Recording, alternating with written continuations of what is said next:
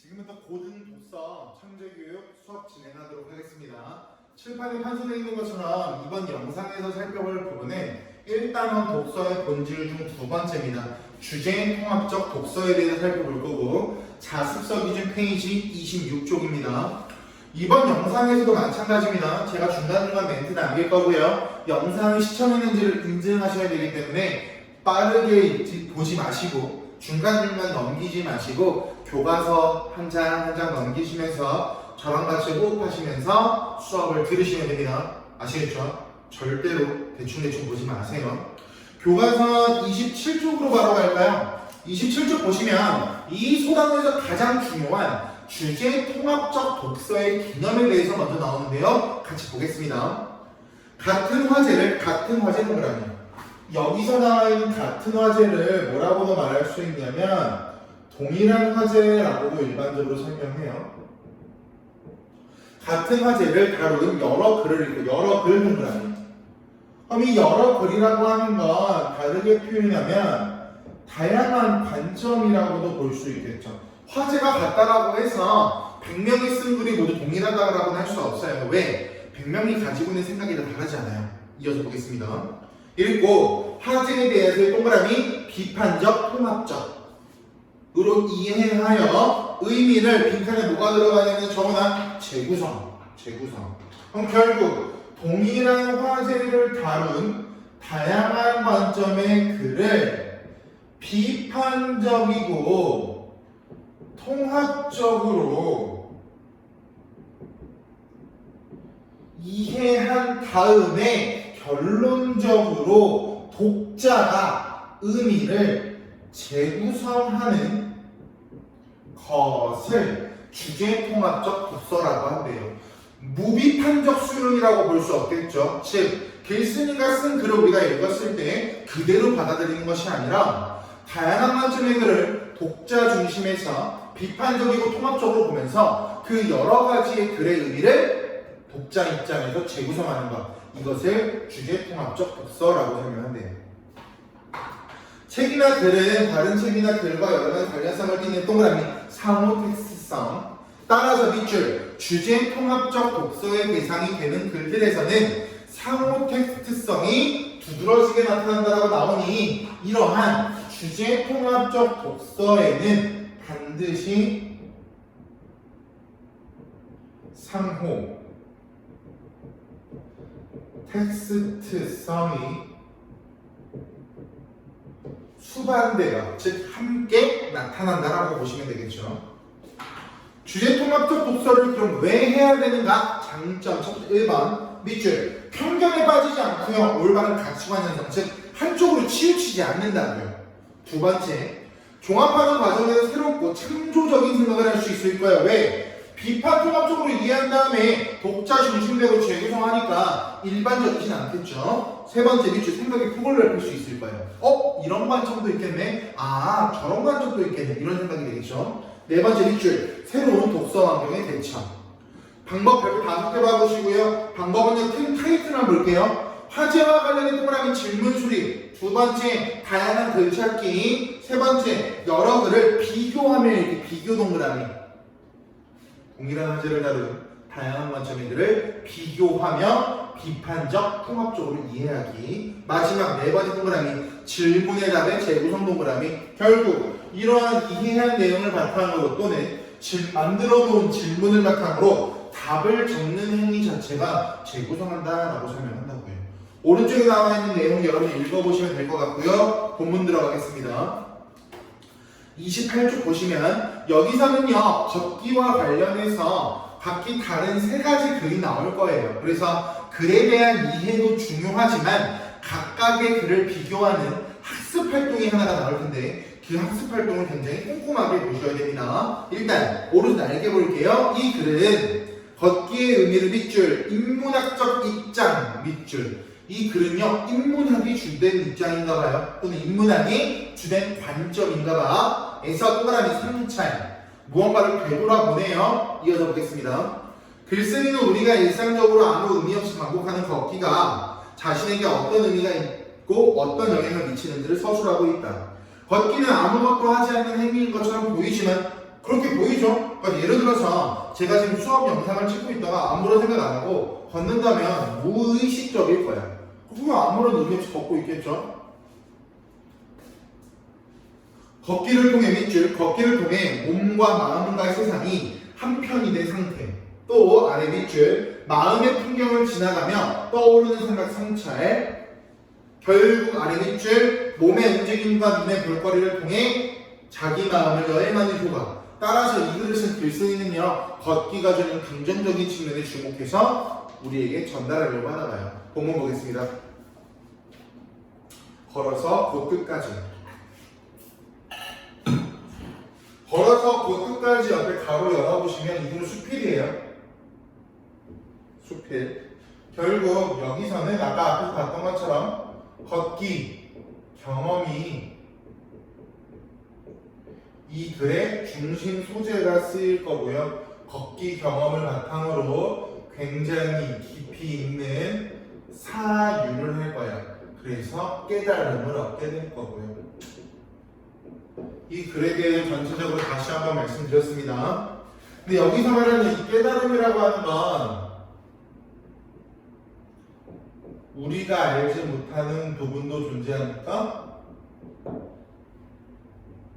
걷기가 가지고 있는 걷기의 의미와 가치를 새롭게 제시한다라고 해서 맞는 문장이 되겠죠. 본문 볼게요.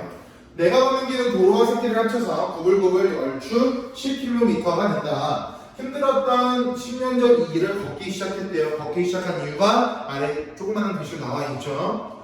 걸으면 불안이 떨쳐질까 해서였다. 그 후로도 나는 자꾸 이 길로 돌아왔고 일을 쉬기 위해서일 때도 있었고 일을 하기 위해서.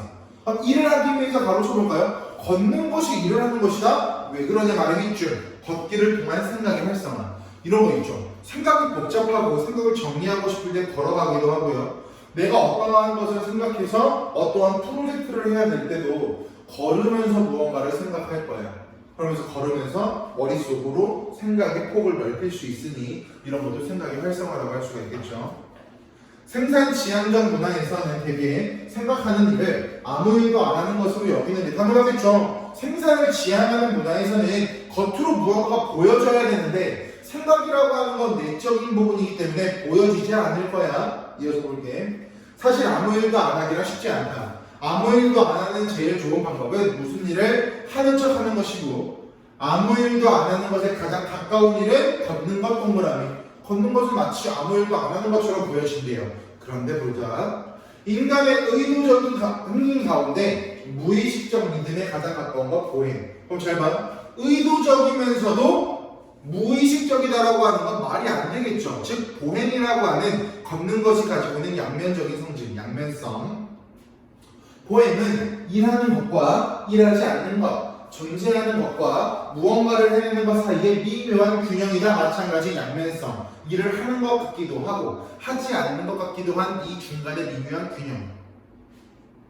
생각과 경험과 도착 이외에는 아무것도 생산하지 않는 육체의 노동이라고 할까? 즉 몸을 움직이니까 육체 노동은 맞지만 결국 육체 노동을 하면 무언가가 만들어져야 되는데 걷는 것 자체는 만들어지는 것이 없으니까 생산성이 없는 육체 노동이다. 이것이 바로 글쓴이가 생각하는 보행의 성격 세 번째가 되겠죠.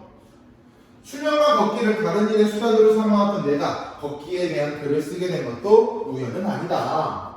오른쪽 볼게요. 이상적인 보행은 이런 것이다. 보행은 밑줄, 몸과 마음과 세상이 한편이 된 상태. 밑줄 보시면 이 세 가지가 한편이 됐다라고 하는 결국 보행이라고 하는 것은 굉장히 조화로운 상태다라고 할 수가 있겠죠. 오랜 불화끝 대화를 시작한 세 사람처럼 지교법이죠. 문득 화음을 들려주는 새 음표처럼 지교법이죠. 걸을 때 우리는 육체와 세상에 시달리지 않으면서 육체와 세상 속에 머물 수 있다.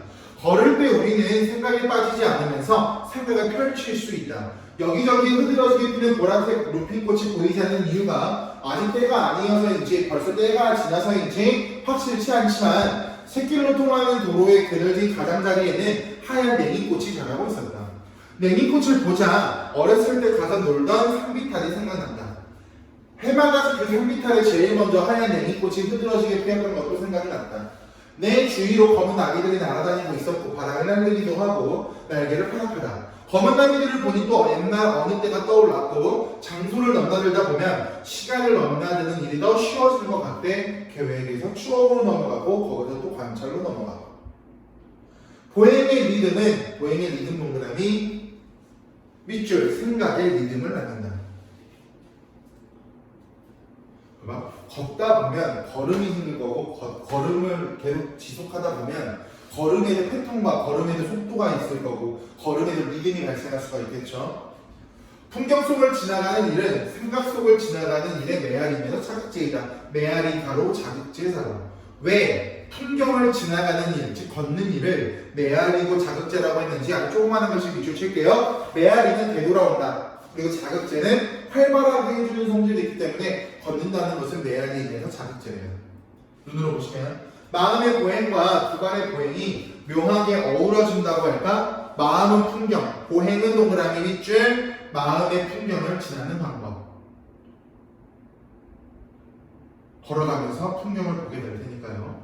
마음에 떠오르는 생각은 마음이 지나는 풍경의 한 부분인지도 모르겠다. 생각하는 일은 뭔가를 만들어내는 일이라기보다 어딘가를 지나가는 일인지도 모르겠다. 보행의 역사가 생각의 역사를 구체화한 것이라고 할 수 있는 것도 그 때문이다. 즉 보행의 흐름과 생각의 흐름은 밀접한 연관성을 맺고 있다. 마음의 움직임을 따라가는 것은 불가능하지만 두 발의 움직임을 따라가는 것은 가능하지 않는가 말이다 라고 말하면서 풍경을 지날 때 어떠한 생각의 리듬을 낳는 것이 바로 보행이다 라고 설명하고 있는 문단 넘어가서 볼게요.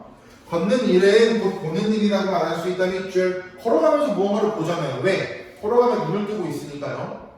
보면서 동시에 본 것에 대해 생각할 수 있고, 예를 들어서 걸어가다가 이쁜 풍경을 봤어요. 이쁜 카페를 봤어요. 그럼 무슨 생각해요? 와 이쁘다. 그럼 그게 생각하고 있는 과정이 되겠죠.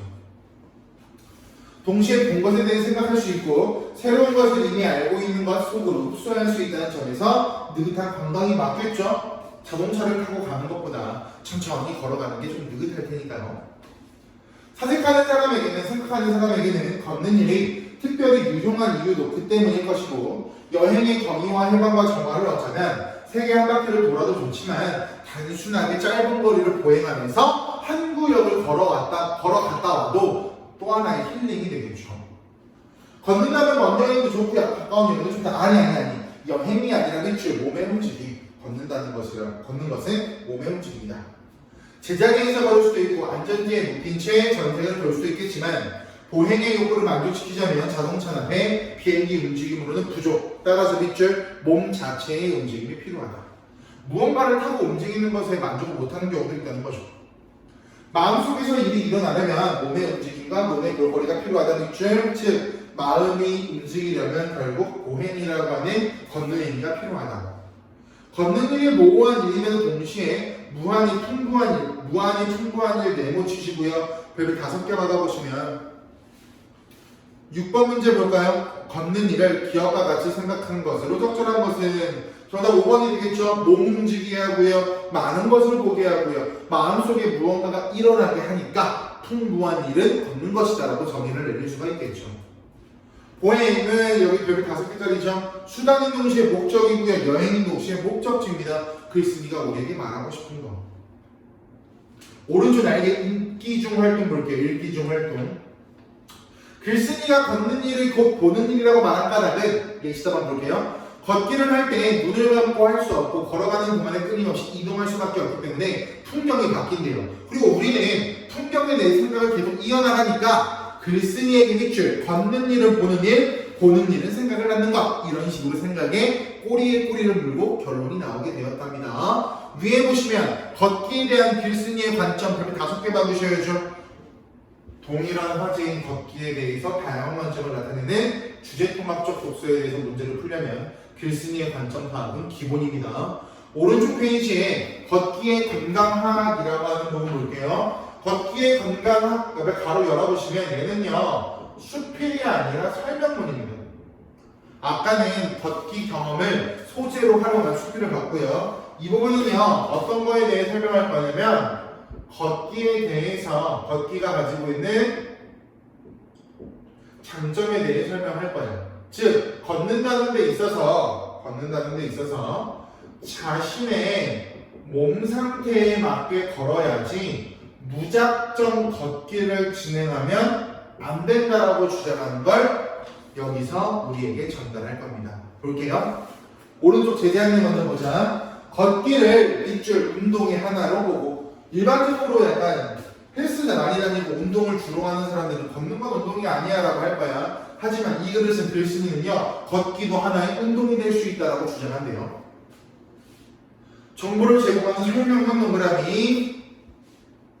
걷기라는 운동의 특징과 걷기의 운동의 올바른 방법, 운동 시간, 운동 주기, 운동 절차 등에 대한 정보를 구체적으로 제공하고 있고 걷기 운동을 할 때 주의해야 될 점이 무엇인지 상세히 설명, 안전하고 효과적으로 걷기 운동을 하고자 하는 독자들에게 실질적 도움을 주고 있대요. 본문 가겠습니다. 걷기 운동은 생활 속에서 가장 안전하게 할 수 있는 유산소 운동 밑줄 안전.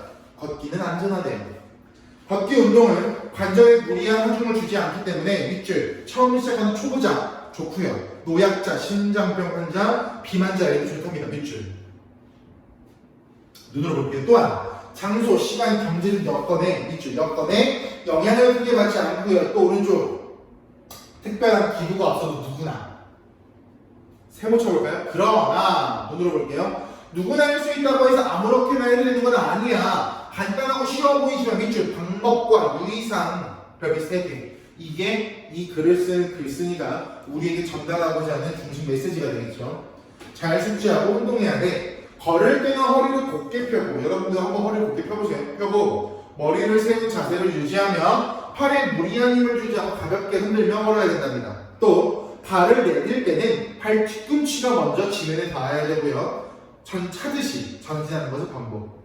걷기는 속도에 따라서 동그라미 평보, 동그라미 속보, 동그라미 경보. 경보 되어 있는 거 아시죠? 그렇게 보시면 됩니다. 평보는 평보 동그라미 눈으로 볼게요. 1시간에 4km. 속보 동그라미 1시간에 6km. 경보 동그라미 1시간에 8km. 걷기 운동을 할 때에는 밑줄 속보로 걷는 것이 체력 증진이나 심폐기능 향상에 도움. 그럼 결국 걷기 운동을 할 때는 속보로 걸어라. 그런데 복폭은요? 복폭은 걸어갈 때 다리 사이의 폭을 복폭이라고 하죠. 밑줄 평상시보다 약간 넓게. 눈으로 볼게요. 걷기 운동은 일주일에 3, 4일, 운동 시간은 40에서 50분. 익숙해지면 속도와 기당 횟수 늘리는 것이 좋아. 눈으로 볼게. 모든 운동이 그렇게 걷기 운동도 하기 전에 밑줄 준비 운동 철저히. 걷기가 너무 일상생활에서 우리가 자주 하는 거니까 별게 아닌 것 같지만 걷기 운동을 할 때도 준비 운동이 필요하다고 합니다. 준비 운동은 발목, 무릎, 허리, 어깨, 목 등 관절 위주. 스트레칭과 같이 관절의 가동 범위를 늘려 운동하면 좋다. 연령이 높거나 트러스는 낮아 느린 속도로 시작하고 점점 늘리면서 시간도 늘려. 그렇게 되면 운동 강도가 높여 나갈 거고 그렇게 다 끝나면 준비 운동을 해야 돼 라고 나와 있는 나머지 내용이 되겠죠. 넘어가서 보시면 초기 운동 단계에서는 언덕길 안 돼, 교통량 안 돼. 그래서 눈으로 볼게. 겨울에는 눈길이나 빗방길도 안 되고 시멘트나 아스팔트 위에서도 걷기 운동을 하면 충격이 관절에 그대로 오니까 안 돼. 그러니까 밑줄 운동장으로 가. 운동장. 심장병이 있을 경우에는 차가운 공기를 마시며 통증을 느낄 수 있으니까 나가지 말고 실내에서 러닝머신. 6번 문단. 걷기 운동을 본격적으로 실시하기 전 밑줄 자신의 몸 상태 살피기 위해 걷기 운동이 아무것도 아닌 것 같지만 걷기 운동을 하기에 내 몸 상태가 부적절하다면 운동 안 하셔야죠. 그것 때문에 상태를 확인해야 되는 거예요.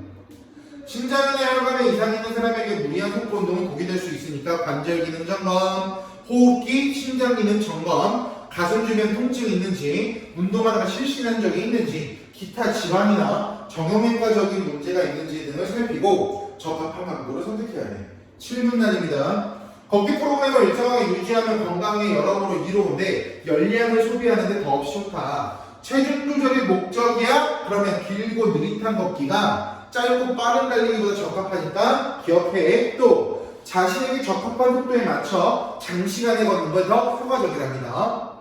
규칙적인 걷기는 건강하게 만들어주고요. 참여하는 사람들 간에 우정을 쌓게 하는데요. 우정 바로 쳐볼까요? 우정이라고 하는 건 정신적 가치가 되겠죠. 보이지 않는 가치니까요. 정신적, 사회적으로 활력을 갖는데 도움을 줄 수 있다고 말하면서 걷기 프로그램의 장점과 효과에 대해서 이야기하고 있는 설명문이었습니다. 오른쪽 페이지 말고요. 오른 날개 보세요. 글쓴이가 이 글을 쓴 의도 별 5개 받아보세요. 동일한 화제를 가지고 어떠한 관점과 어떠한 의도를 가지고 있는가. 밑줄, 걷기 운동을 권유하고 안전하고 효과적으로 걷기 운동을 하는데 도움을 주고자 이 글을 지었다고 합니다. 화제는 동일하지만 목적도 다르고요, 의도도 다르고요, 관점도 조금 다르죠. 그럼 마지막 세 번째 질문 가겠습니다. 우리 동네에는 얼마나 걷기가 좋을까? 바로 여시면 얘는 뭐냐면 논설문이에요. 즉 걷기 좋은 보도 환경 마련의 필요성에 대해 이야기할 거야. 같이 보도록 하겠습니다. 오른쪽 제지안내. 이 글은 걷기 좋은 도시 환경을 조성하기 위해서 밑줄 보도 환경에 대한 데이터를 구축하여 도시 계획에 적극적으로 활용해야 한다는 겸해 동그라미 같은 말 주장이요. 눈으로 볼게. 글쓴이는 자신의 견해를 뒷받침하기 위해 각이라는 글자 앞에 가로 열어볼까요? 그럼 견해라고 말하는 주장을 뒷받침하기 위해 각 지역의 보행 환경에 대한 정보를 제공하는 워크스코어가 바로 들어보세요. 근거가 되겠죠. 주장을 뒷받침하기 위한 논리적인 근거가 되겠죠. 다양한 분야에서 활용되고 있는 미국의 사례를 들고 있다라고 나오고요. 본문 들어가겠습니다. 1번. 본문 들어가기 전에 멘트 하나 중간에 집어넣고 들어가겠습니다. 이 멘트를 끝날 때 또는 다 보고 저한테 개인톡으로 보내주셔야 된다고 했죠. 첫 번째 멘트는요. 9월입니다라고 하겠습니다. 9월입니다. 이어서 볼게요. 걷기는 우리가 일상 속에서 가장 손쉽게 접할 수 있는 운동이며 친환경적인 교통수단이다. 그렇죠. 앞에 나와 있는 사람의 관점과 동의합니다. 글의 성격은 설명문이고 논설문이다 라고 하는 부분에 차이가 있지만 걷기의 긍정적인 효과가 여러 매체를 통해 홍보되면서 걷기 좋은 도시 만들기는 도시사업에서 빠지지 않는 연구과제로 자리매김했다. 국내에서도 건강 도시를 목표로 삼아 전국의 여러 도시가 앞다투어 올레길, 둘레길과 같은 산책로, 걷기 대회, 좋은 경로 소개 다양하게 제공되고 있어. 도시들은 이미 걷기 좋은 환경을 만들어줘서 걷기를 활성화하기 위한 시도를 이미 하고 있다가 되겠네요. 눈으로 볼게요. 그러나 세모. 특수한 목적으로 조성한 산책로 가로쳐볼까요? 여기서 말하는 특수한 목적으로 조성된 산책로라고 하는 게 올레길이나 둘레길이에요. 제주도에도 올레길이 만들어져 있는데 관광 코스처럼 만들어져 있습니다. 그럼 결국 숨겨진 이면의 의도는 관광 산업의 육성이라고 하는 의도도 숨겨져 있겠죠. 근데 이 글을 쓴 글쓴이가 말하고 싶은 건 특수한 목적 다 빼고 정말 그냥 걷기가 좋은 도로, 걷기가 좋은 환경이 난 필요해를 주장하고 싶은가 봐요. 이어서 볼게요. 우리의 일상생활이 이루어지는 동네 골목길, 평근 통학로의 보행 환경에 대한 관심은 미미한 듯하다. 반면에 세모 쳐보세요. 우리나라는 관심이 없는데 외국에서는 외국 동그라미. 글쓴이가 주장하고자 하는 바를 설득하기 위해서 다른 나라의 사례를 가지고 온 케이스가 되겠죠. 자신이 사는 동네가 얼마나 걷기 좋은지 인터넷, 스마트폰 등등 프로그램 손쉽게 볼 수 있고 수치화된 데이터 밑줄. 동네가 얼마나 걷기 좋은지 외국에는 수치화된 데이터가 있답니다. 당연히 글쓴이는 이러한 외국에서 잘 되고 있는 프로그램을 우리나라로 가지고 와서 실행하자를 주장하겠죠. 이어서 볼게요. 세계 각국의 주요 도시들은 이미 수십 년 전부터 걷기 좋은 도시를 조성하고자 노력하고 있고 자동차를 생활 필수품으로 여기는 미국에서조차 국민들의 건강 증진과 환경 보호를 위해 기존 운전자 중심에서 보행자 중심으로 변화시키는 추세이다. 미국에서는 비만 위험성이 부각, 걷기 운동 효과 주목, 자연이 오래전부터 걷기 좋은 도시 공간에 대한 연구 활발히 진행, 공공기관과 민간에서는 데이터 수집하여 사용자에게 다양한 정보 제공, 실제 사례를 갖고 왔네요. 근거로 활용할 거고요. 내가 말하고자 하는 주장을 뒷받침하겠죠. 미국 주요 대도시에서는 시정부 차원에서의 가로망, 보도망, 신호등, 횡단보도 등의 도시지리 정보를 수집하여 정보 공개. 한편 민간에서는 아까 정부 차원이었고요. 정부 차원 동그라미 해놓으세요. 여기는 민간 차원이니까 민간 동그라미. 같은 말 개인 차원이 되겠죠. 미국 시애틀의 본사를 둔 워크스코어가 거리에 걷기 좋은 정보를 수치화해서 사용자에게 정보를 제공한다. 워크스코어는요, 미국, 영국, 호주를 대상으로 해서 특정 주도지에서부터 도시 전체 범위에 이르는 보행 능력을 0에서 100점 단위로 점수화해서 웹사이트, 스마트폰, 응용 프로그램을 통해 공개하고 측정된 점수를 바탕으로 해서 매년 걷기 좋은 도시 순위를 선정해서 발표합니다. 나쁘지 않겠죠. 기본적으로 워크스코어는요, 특정 지점과 주변에 위치한 학교, 식당, 상가는 생활 편의 시설의 거리를 측정하고 이를 기준으로 점수를 산출한대요. 결국 생활 편의 시설이라고 하는 건 걷는 사람, 즉 보행자와 매일같이 서로 상호작용을 하고 있는 공간이니까 워크스코어의 활용 방안은 굉장히 효과적이다라고 할 수도 있겠죠. 예를 들어 해당 지점에서 도보 5분 거리 이내에 편의시설이 많을수록 그 지점은 높은 점수를 받고, 또한 인구 밀도 구역끼리 교차로 밀도와 같은 보행자의 편의성도 반영. 지역 점수는 해당 지역 내 지점이 갖는 점수의 평균으로 환산. 워크스코어는요, 해당 지점에 얼마나 자전거를 타기에 좋은 환경인지에 대한 점수와 대중교통 접근성 이런 것도 함께 산출을 제공한대요. 따라서 워크스코어는요, 업계, 부동산, 언론, 학계, 시정부 계획 수립 과정 등 다양한 분야에서 활용되고 있을 정도로 워크스토어라고 하는 건 결국 걷기 좋은 정도를 수치화한다라고 하는 기본적인 역할뿐만 아니라 다양한 영역에서 활용될 수 있으니 우리 갖고 와서 활용하자고 주장하겠죠.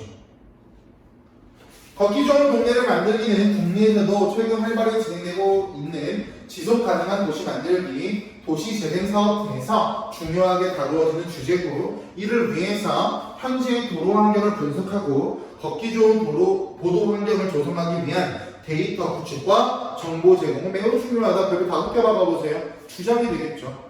이어서 갈게요. 우리나라 스마트폰 배급률이 높고 선진화된 정보기술을 갖추어서 새로운 공간 지리 정보를 구축하기 위한 기반 충분하고요. 최근 몇 년 사이 민간이 협력하여 지역에 필요한 지리 정보를 제공하는 커뮤니티 매핑 서비스를 다양하게 제공하고 있으니 도입하자를 주장하겠죠. 대표적으로 서울시 도시 시설물 관리 커뮤니티 맵은 시민들의 제보를 바탕으로 하여 시설물 관리에 대한 정보를 시계로 수집, 문제 조치, 긍정적 반응. 국내에서도 외국에서와 같이 걷기 좋은 보도 환경을 조성하려면 밑줄, 여기에 최종 주장이죠. 우리가 지닌 기술력, 기반 시설 바탕으로 보도 환경에 관한 데이터 구축, 도시계획에 적극적으로 활용해야 된다라고 마지막으로 한 번 더 내 의견을 주장하면서 한 편 매글이 끝나고 있습니다. 오른쪽 날개 보세요. 꼭 알아두기. 걷기에 대한 글쓴이의 관점과 글쓴이의 주장, 아까 계속 똑같은 반복이죠.